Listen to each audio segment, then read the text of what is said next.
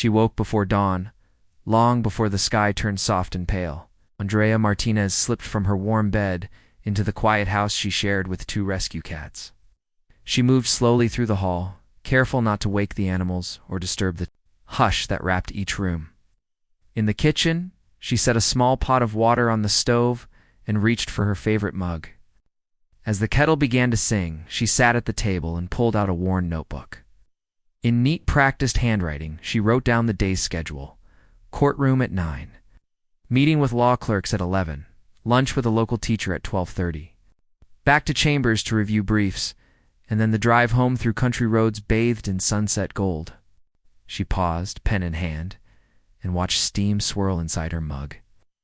Even after 15 years on the bench, she felt a small flutter of nerves at the thought of sitting in that high seat. The work she did mattered. It shaped people's lives, carried weight beyond the town limits of Easton County. She dressed in a simple gray skirt and crisp white blouse. She chose no jewelry except a delicate silver chain, a gift from her mother on the day she graduated law school. She pinned her dark hair back in a low bun and checked her reflection. Her face was calm but bright, eyes steady and clear. She liked to think she looked approachable. She wanted people to feel that justice was not a distant idea but a living promise, one she tried to honor each day. Outside, the first hints of light pushed through the trees. Andrea locked her front door and climbed into her late-model sedan. She started the engine, and the soft glow of the dashboard welcomed her. She slipped her black robe into the back seat and placed the notebook on the passenger side. She breathed in deeply, the scent of fresh air and pine drifting through the open window. For a moment she closed her eyes and felt peaceful. In Easton County, mornings like this were ordinary quiet roads lined with tall oaks, red barns dotting, rolling fields, and the distant lowing of cattle. Her drive to the courthouse was 20 minutes long, along winding lanes that cut through farmlands and small woodlands. She passed a small white church with a simple steeple, where every Sunday, people gathered in wooden pews to sing hymns and shake hands. She remembered the time she filled in as an organist there years ago when the regular musician fell ill. She was still in law school then, in a world far from the bench and the robes, but she felt at home among hymns and hymnals. She smiled at the memory and drank her coffee, now cool but comforting. As she rounded the last bend before town, she saw the courthouse dome rising above maple trees. Its red bricks glowed in the early light, and flags fluttered in a soft breeze. The parking lot in front held only a few cars law clerks and court staff, who arrived at dawn to prepare files. She eased into her usual spot near the main entrance and turned off the engine. She sat for a moment longer, running through her morning routine in her mind. She would step into the lobby, greet the bailiff at the desk, and settle at the bench to review notes. Then the judge from the neighboring district would arrive, and they would compare schedules for the week. She pulled on her robe and let its weight settle on her shoulders, a familiar comfort. She adjusted the shoulders until the sleeves fell just right, then stepped out of the car. The air was cool enough for a light jacket, but she preferred the robes over any coat. She walked up the short flight of steps, fingertips brushing the smooth wooden handrail. The door swung open at her touch, and she entered the lobby bathed in warm lamplight. Inside, the lobby walls were lined with photographs of past judges. Some faces were familiar from her visits to legal conferences, and others bore names she knew only from old records. She paused to greet a portrait of Judge Henry Lee, the first federal judge who sat in this courthouse nearly a century ago. Was pride in her heart to continue a long tradition of justice in a place so steeped in history? "Good morning, Judge," the bailiff said, stepping forward with a welcoming nod. He was a tall man with a kind face, and over the years he had come to appreciate her steady calm under pressure. "Chambers is ready for you," she smiled. "Thank you, Sam. I'll head up." She climbed the narrow staircase to her chambers. On the second floor, the corridor was lined with doors to various offices, law clerks, probation officers, and a small library where she often paused to borrow an old volume of case law. She opened the door to her chambers, where shelves of books rose to the ceiling, and a broad oak desk stood at the center. A window behind the desk looked out over the courthouse square, where a fountain glistened in the morning light. A fresh-faced graduate named Marcus was already there. He stood by the desk, reviewing a stack of papers. "Morning, Your Honor," he said quietly, straightening the pile when he saw her. "Good morning," she replied. She unhooked a small, wireless headset and placed it in her ear, a device she used for legal conferences on the go. "Anything urgent?" Marcus shook his head. "Just the usual motions for today. I've arranged them in the order you like, and I've highlighted key points. Are you ready for courtroom?" "I am," she said, settling into the chair behind her desk for a few final minutes of preparation. She felt the soft leather beneath her as she read briefs and signed orders. Cases touched every corner of life-family disputes, small business contracts, and the rare federal matter that came across her desk. Among these cases, she carried a sense of responsibility. People trusted her to be fair, to listen without bias, and to protect their rights under the law. Her thoughts drifted to her own life beyond the bench. She dreamed of adopting a child one day, offering a safe home to someone in need. She thought of her parents in the city, who still called for every birthday and sent care packages at Christmas. She thought of the cats at home, waiting for her return. These thoughts made her smile, warming her heart. A gentle knock at the door drew her back. "Your Honor." "The marshal says court is ready." She stood, smoothing the front of her robe. She picked up her notebook from the desk and tucked it under her arm. She walked back down the hall, feeling the familiar weight of purpose with each step. She paused at the top of the stairs, looked out the window at the square below, and took a deep breath. In that moment, she felt the calm before the storm. She was unaware that one deputy in the sheriff's office would soon read her license plate and see not a judge doing her duty, but a target based on skin and name. She had no way of knowing that under polite words and handshakes, a darker feeling stirred in a few who wore the same badge as her marshal. But for now, in the gentle light of morning, she felt ready to serve. She descended the stairs, stepped into the courtroom, and raised her gavel. Her day as a judge in Easton County had begun. Andrea stepped into the courtroom with a steady calm, her black robe falling around her like a promise. She greeted the small group of people gathered on benches, many of them familiar faces from earlier cases. She took her seat behind the bench and tapped the gavel gently. The hush settled. The first case of the morning was a simple property dispute. She listened as a homeowner and a neighbor explained their sides. She asked clear questions, gently guiding them to focus on facts. Within minutes, they reached a fair agreement. She smiled inwardly. She enjoyed helping people find common ground. She thanked them and moved to the next matter without pause. By mid-morning, the sun was high and bright. She felt a light warmth through the courtroom window. She finished 2 more hearings, a contract disagreement, and a minor traffic violation, and lunchtime was near. She stepped down from the bench and walked toward her chambers, water bottle in hand. She thought she would clear her mind with a short break before meeting a local teacher about a school project. She had always believed in connecting the court with the community, inviting students to observe proceedings and learn about citizenship. She looked forward to the teacher's ideas. She left the courthouse and walked back to her car. She caught sight of her reflection in the dark window of her sedan. She straightened her blouse and smoothed her hair. Everything was going well. The morning had been calm, productive. She opened the car door and slipped inside, buckling her seatbelt. The radio was off and the engine was silent. She clicked the seatbelt into place and reached to start the ignition.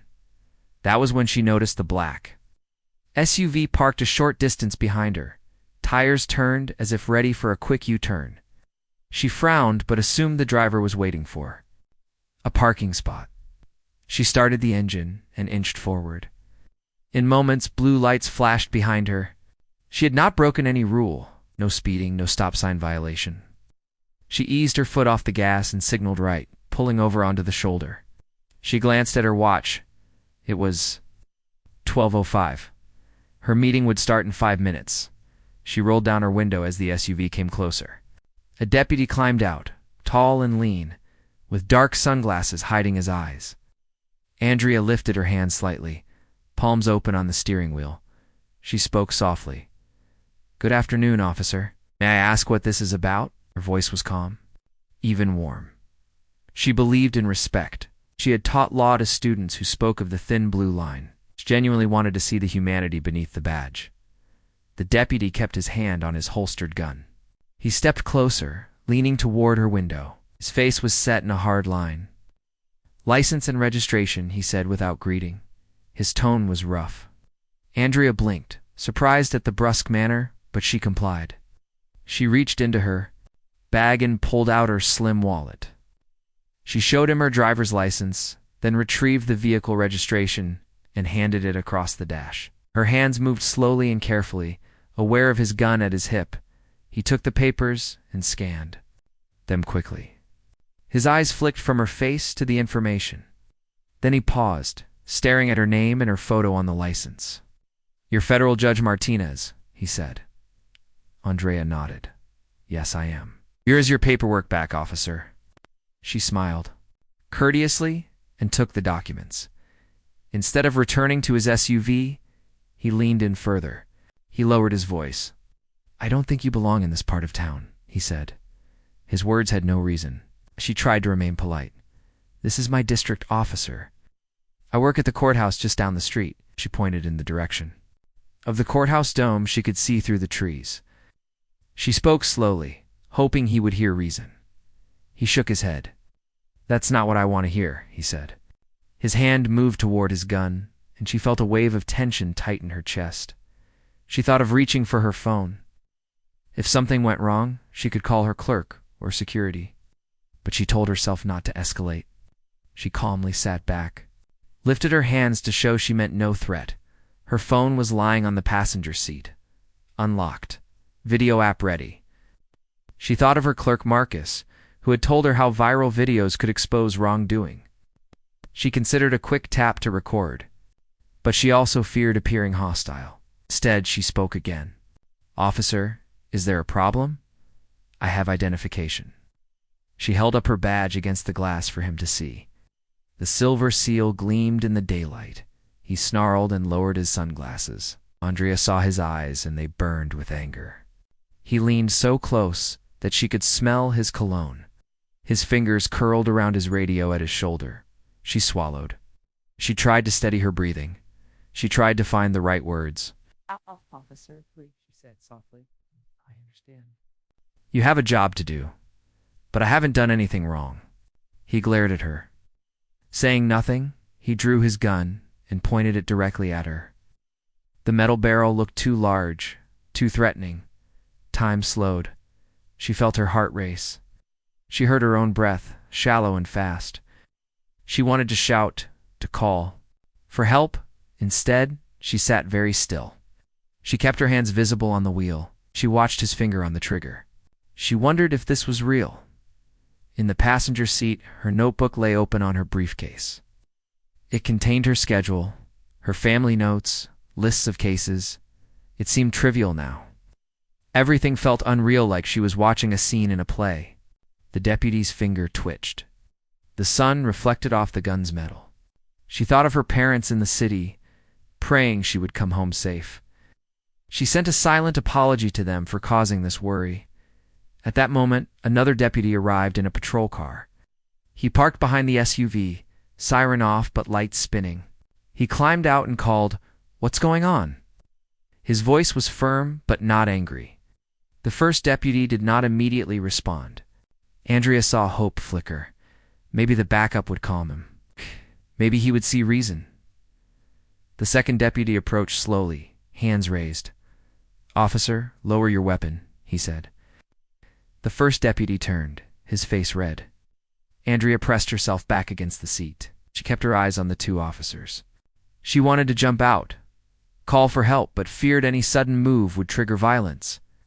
She thumped the car door gently, enough for the second deputy to notice.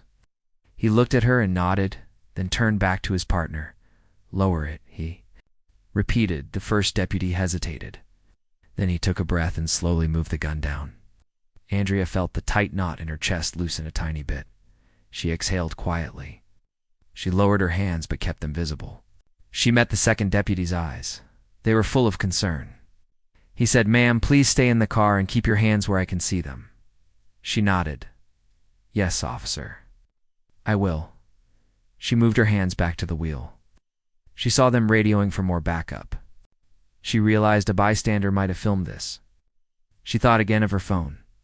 Enough witnesses could help. She reached for it carefully, tapping the screen. She turned the camera app on and pointed it at the deputies. She recorded the scene, her hand steady now that the gun was lowered. The first deputy finally spoke, voice low. You think you're better than us because you're federal? He spat the words as he holstered his weapon. His partner stepped between them, guiding him back toward his car. Andrea watched them retreat. She leaned back and closed her eyes. Her heart pounded, and her vision swam with tears she would not let fall. The second deputy knelt by her window. I'm sorry about that, he said quietly. You should not have done that. Are you all right? She nodded, swallowing hard. I'm fine, thank you. She managed a small, shaky smile. She thought of how to report this, how to seek justice. She would call the U.S. Attorney's office first. She would share the video. She would make sure. This never happened again. She wiped her eyes with the back of her hand and sat up straight. The deputies moved away, spoken words trailing behind them. She watched until they closed doors and climbed into cars. Then she started her engine and pulled back onto the road, careful to signal and check mirrors. She drove slowly back to the courthouse, hands trembling on the wheel. Inside, she stepped into Sam's office and handed him her phone. We need to secure this video, she said, voice firm. And let Marcus know we will need a report. He took the phone and nodded. He offered her water, and she took a deep drink. The quiet of the chambers felt safe now. She sat at her desk, closed the blinds, placed her notebook in front of her like a shield. She thought of the first deputy's face, angry and red. She thought of the second deputy's apology. She thought of her own fear and how she kept herself calm. She realized she was more determined than ever. She would use her role to protect others in the same way she protected the law. She tapped her pen against her notebook. She would begin drafting the order to open the investigation. She would send the video to the right people. She would see this through. Outside, the courthouse bell rang 12 times. Andrea opened her notebook and wrote one line in neat letters. Stand firm, serve justice. Then she closed the notebook and picked up her pen. She felt a new strength growing inside her. She was ready. News of the traffic stop spread through Easton County like wildfire. By the next morning, dozens of messages pinged on Judge Martinez's secure work phone. Reporters from the local newspaper and even national outlets wanted interviews. People posted on social media, some praising her restraint, others expressing horror that a land order officer could act so violently. Andrea read each message behind closed doors in her chambers. She felt both gratitude and gratitude for support. Sorrow that such abuse of power could still happen. She knew the moment had to become more than an isolated event. It had. To spark change, she called her clerk, Marcus, and asked him to arrange a meeting with the U.S. Attorney's office in the nearby city of Riverside. She also reached out to the State Attorney General's Civil Rights Division. Both agreed to open investigations. Within days, agents from the FBI drove onto the courthouse square, their cars marked with clear insignia. Locals gathered along the sidewalks, whispering and pointing. Andrea watched from her office window as the agents stepped out. Greeted by the county sheriff's face tense and his usual polite manner strained. Inside the courthouse, Andrea stood. Before a small crowd of reporters, her robe felt heavier than usual. She read a short statement. No one should fear an officer of the law. And I will cooperate fully with all investigations.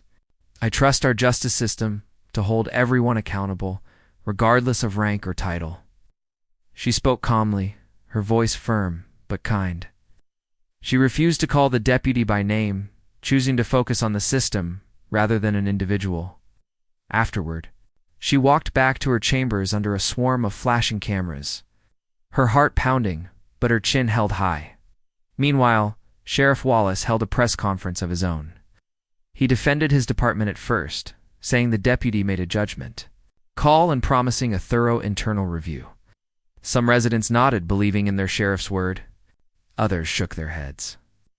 Feeling the old friendships between law enforcement and local leaders made it hard for true accountability. A small group of activists stood to one side, holding signs that read "Justice for All" and "End Police." Bias. They had organized quickly on social media, gathering in front of the courthouse steps each morning to demand transparency. At home that evening, Andrea ate dinner quietly with her cats at her side. She felt the weight of the day settle. In her shoulders, she thought of the long fight ahead. Investigations often moved slowly. Evidence would be gathered, interviews conducted, reports written. She did not expect instant results, yet she felt relief that the wheels of justice, federal and state, were now turning. She opened her notebook and wrote "Follow-up next." 2 reminders to check in with her clerk about any new filings and to review any draft subpoenas. She knew she had a dual role, judge and witness. A week later, the grand jury convened at the county courthouse. Andrea did not attend, but she prepared statements and evidence files. Her video recording of the deputy drawing his gun was the key exhibit. Prosecutors praised the clarity of the footage and her steady demeanor under stress. They asked her to describe her emotions, her thoughts, and her actions. She decided to testify remotely, her calm voice carried across the secure video link into the grand jury room. She did not raise her voice. She spoke plainly about the color of the uniform, the weight of the gun pointed at her, and the fear that flooded her chest. She spoke of her faith in the justice system and her hope that her case would help ensure no one else suffered the same abuse. Outside, supporters gathered again. Some held signs. Some brought flowers to place at the courthouse steps. A local pastor led prayers for peace and accountability. A union of police officers from a neighboring county issued a statement, condemning the deputy's actions and calling for racial bias training in every department. Small gestures, but signs at the event resonated far beyond Easton County days later. Sheriff Wallace announced the results of his internal review. The deputy was suspended with PE pending criminal charges, and 2 sergeants would face disciplinary hearings for failing to intervene. Andrea read the statement online and nodded. It was a start, but she wanted justice, not politics. She prepared her official opinion for her upcoming cases and added a note to include a recommendation for civilian oversight boards whenever she issued injunctions touching on law enforcement procedures a month after the stop. The county council filed criminal charges against the deputy for civil rights violations. Court dates were set. Andrea's own calendar filled with hearings and motions. She expected the deputy to plead not guilty, but she felt confident that evidence would speak for itself. She offered to recuse herself from any pretrial motions.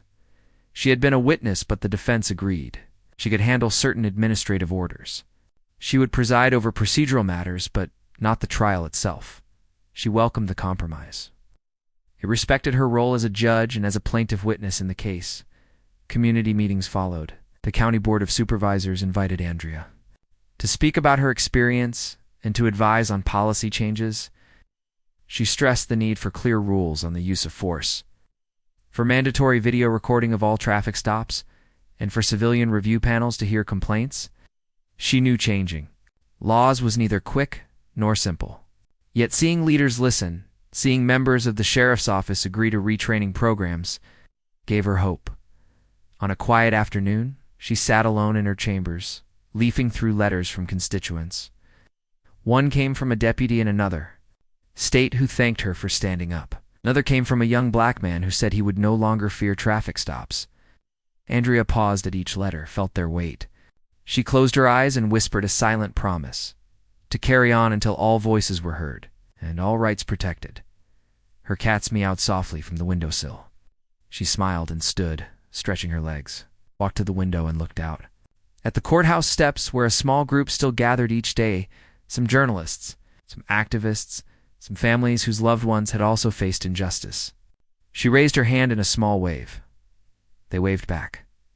She turned away from the window and returned to her desk. She opened her notebook and wrote one line at the bottom of today's page: "Justice in progress."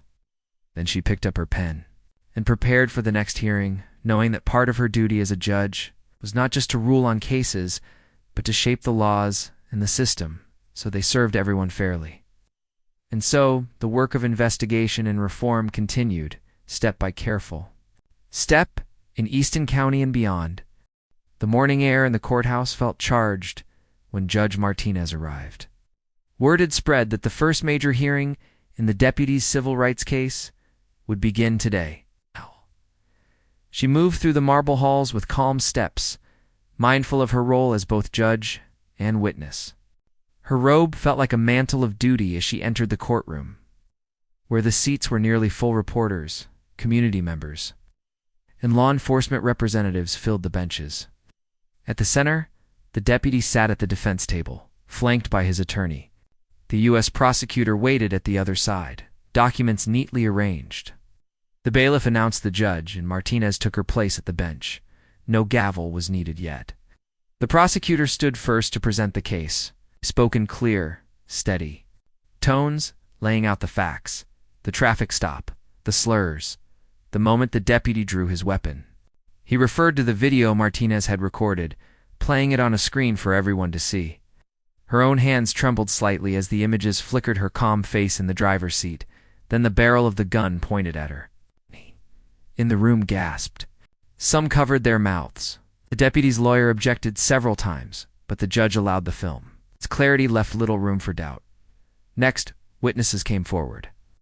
The second deputy who had intervened described how he heard unusual noise and saw his partner's gun drawn.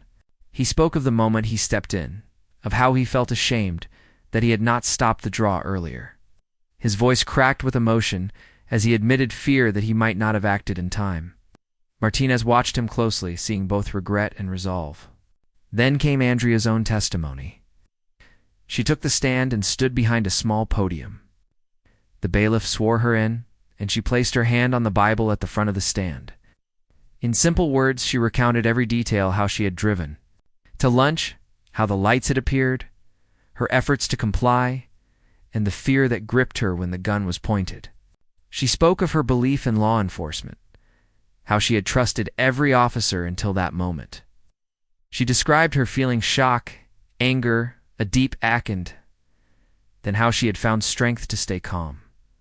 She did not raise her voice. Her words were measured and honest. Listeners felt her truth. During cross-examination, the defense attorney tried to frame her as overreacting, suggesting a misunderstanding, but her composure never wavered.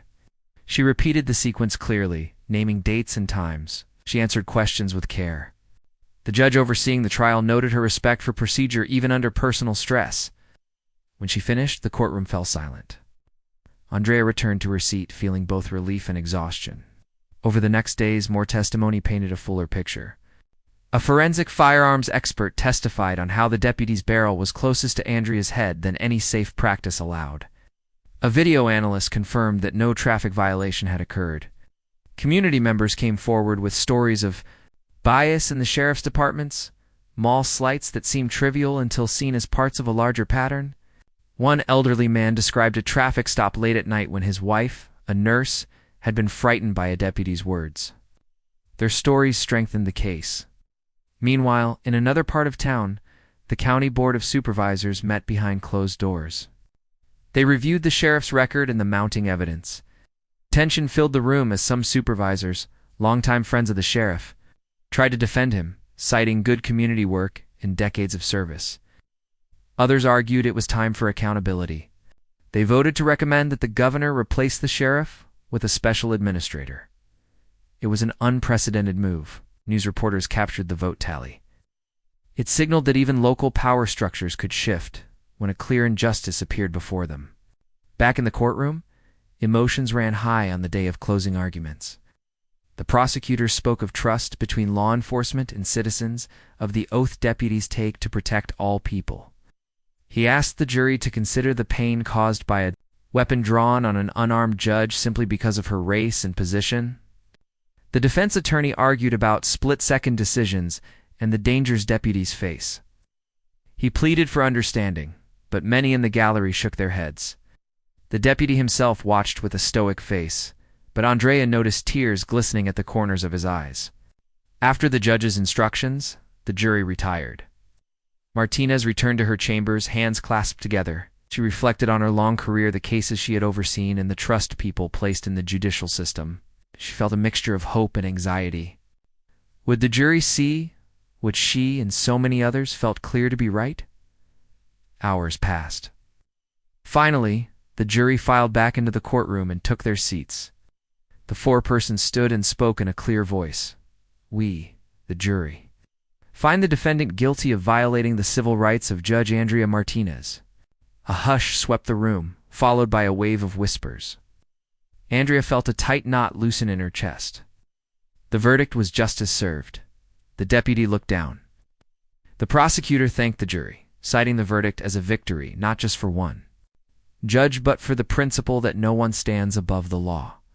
The judge overseeing the trial scheduled sentencing for a later date and dismissed the jury. Andrea stepped down from the bench carefully. Supporters in the gallery offered nods of respect. Some reached out to shake her hand, but she simply offered a grateful smile, feeling humbled. In the days that followed, Sheriff Wallace announced his resignation, said the events had shown failures in training and culture under his watch. He accepted responsibility, though he denied any personal wrongdoing. Special Administrator took control of the department, promising transparent reforms, new bias training programs, mandatory recording of every stop, and regular civilian oversight meetings. Andrea attended the first town hall meeting, speaking gently but firmly about her hopes for the future, encouraged community members to remain involved, to watch for real change, and to hold leaders accountable. On the day of sentencing, the former deputy knelt before the judge. He apologized to Andrea, his voice trembling. He spoke of shame and regret. He asked for forgiveness, and she heard sincerity in his words. The judge sentenced him to several years in federal prison, noting the seriousness of his breach of trust. As he was led away, Andrea felt neither triumph nor pleasure in another's punishment. She felt relief that boundaries had been set, and hope that he would learn from his mistakes. That evening, she sat in her chambers alone, the hush of the empty courtroom around her. She reviewed the reforms now in place and drafted a speech for the local law enforcement academy, offering to teach a class on civil rights and respect under the law. She wrote in her notebook, "Justice earned, lessons learned." She closed it with a small smile. The bitter struggle had reached a turning point. She had faced fear without hatred, sought truth without vengeance, and helped steer her community toward a better path. The bitter end of one chapter opened the promise of many new beginnings. The new administrator of the sheriff's office, retired judge named Leonard Price, walked the halls of the station with purpose. He carried a list of changes he planned to make, handed down from the County Board of Supervisors and guided by recommendations from Judge Martinez. He believed in clear rules and fair treatment for everyone.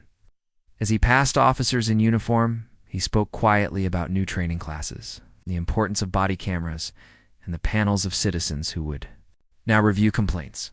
Some deputies looked uneasy, others nodded, relieved to have direction. Change felt possible for the first time in many years. That morning, Judge Martinez arrived at the courthouse and paused outside before opening the heavy wooden doors. She had no court hearing scheduled. Instead, she had invited community leaders and law enforcement officials into her chambers for a roundtable discussion. She greeted each person with a warm smile: a young pastor, a veteran police trainer, members of the local Civil Rights Council, and deputies from the sheriff's office. They sat around her desk, which she had cleared of papers to make room for water bottles and notepads. She started by thanking everyone for coming. She spoke gently. "We all want a safer, fairer county. Today is a new chapter." They began by discussing how to prevent another traffic stop like the one she had endured. The trainer outlined a plan for bias awareness lessons using real stories, some drawn from the court record, to show why fairness mattered. The deputies asked questions about handling tense moments without fear. A community activist suggested they include lessons on listening and apology, so officers could learn to admit mistakes without guilt or shame. Judge Martinez nodded and jotted notes. She felt a sense of real collaboration, people who had once stood on opposite sides talking together as equals. The meeting lasted 2 hours, ending with a plan to start training within the month and to review progress every quarter. Afterward, Judge Martinez returned to her chambers and saw Marcus waiting. With fresh briefs, She thanked him and asked him to set aside time next week for a special session. She would teach a lesson to new recruits at the law enforcement academy. Marcus looked surprised but pleased and said he would arrange it. She felt a small thrill at the thought of standing at the front of a classroom again, sharing the lessons of her own near-tragic experience. Back at home that evening, Andrea opened her front door to find her 2 cats circling her legs, demanding dinner. She knelt on the rug, scooping them into her lap and laughing as they purred. She placed their food bowls on the floor and watched. The meat home was quiet and comforting, a contrast to the courthouse drama. She poured herself a cup of tea and settled into her favorite armchair. She pulled out her notebook and read back through the entries from the past weeks. Stand firm, serve justice. Justice in progress. Lessons learned. She realized how much she had grown through this ordeal, how a frightening moment had led to change for a whole community. Later, she turned on the television and saw a news report about Easton County. A banner across the bottom read, "Easton County police reforms begin after federal judge's case." The reporters stood outside the sheriff's station, where a small crowd gathered for the ribbon-cutting of a new community police center. The reporter spoke of civilian boards, cameras in every patrol car, and new training rooms.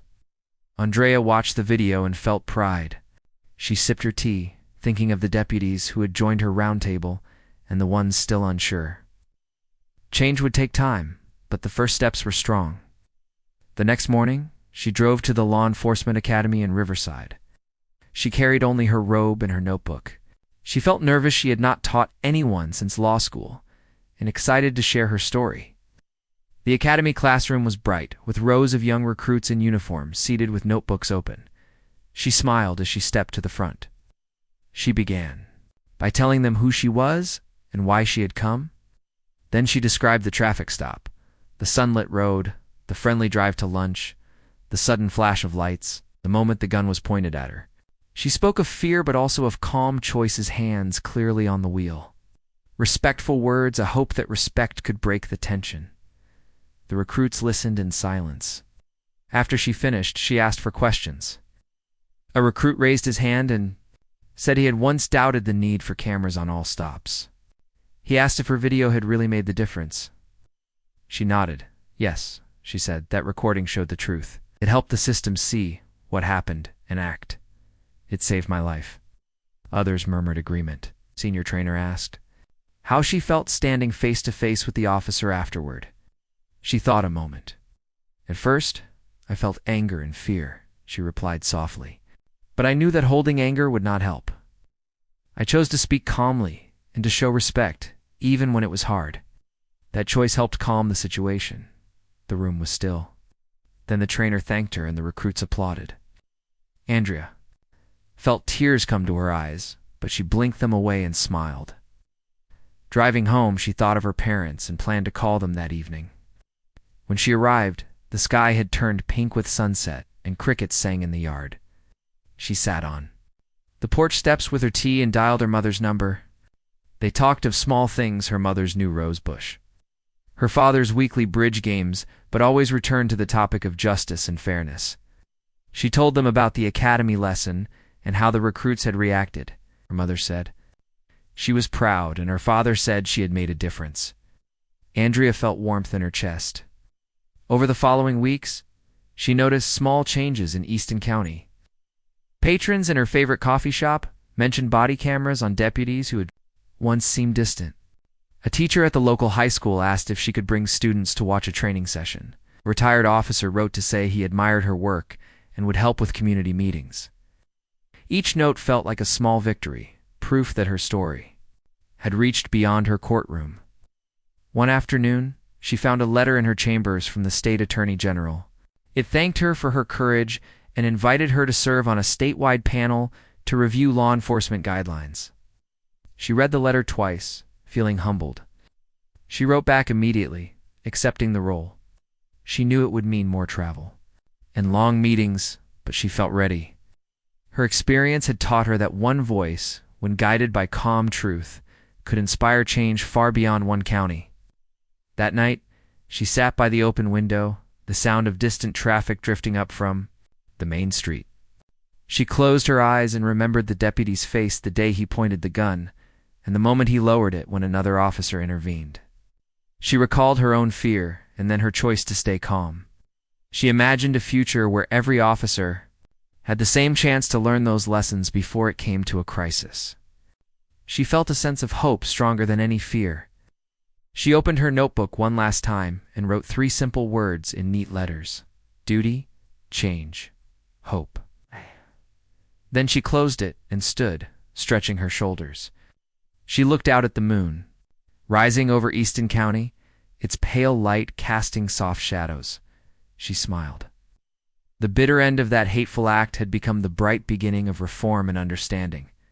She turned off the porch light and stepped inside, ready to face each new day with purpose and belief that justice, when guided by compassion, could light the path to a better tomorrow.